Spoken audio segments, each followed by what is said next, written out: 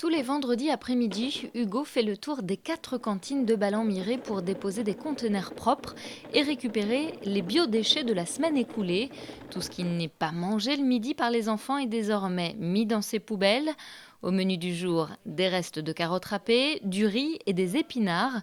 Des aliments qui ne vont plus dans la poubelle grise mais qui vont être valorisés sur un terrain à la périphérie de la commune. Une expérimentation lancée en février dernier avec le soutien de l'association Zéro Déchet Touraine. Depuis février, on a valorisé, collecté et valorisé un peu plus de 8 tonnes, c'est des estimations, un peu plus de 8 tonnes de biodéchets. Donc les biodéchets, en l'occurrence, c'est surtout des restes alimentaires.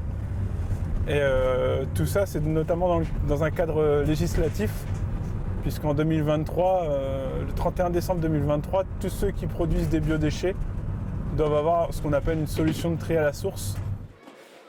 La municipalité a donc décidé de ne pas attendre le dernier moment pour se mettre en conformité avec la loi.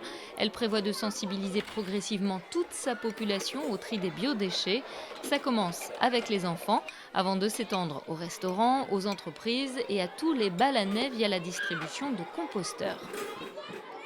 Faire un compost dans son jardin, on a toujours peur que ça sente mauvais, on a toujours peur que ça attire les rongeurs, les insectes. Moi, pour le pratiquer depuis des années, ce n'est pas le cas. Il y a effectivement quelques petites, on va dire, astuces à avoir, où il faut recouvrir régulièrement ce qu'on jette pour pas que ça sente mauvais, pour pas que ça attire. Mais je crois que les gens sont prêts à se former sur le sujet et c'est ce qu'à Ballon-Miré, on souhaite faire. Une expérimentation qui fait tache d'huile. Dans cet établissement balanais qui accueille des enfants handicapés, on a sauté le pas en s'équipant d'un composteur, un outil pédagogique pour expliquer la nature, les saisons et sensibiliser au tri. Moi, c'est pas tout mélangé à la poubelle, quoi. C'est séparé pour faire... vu qu'après, on met tout dans le compost pour ça va de la terre.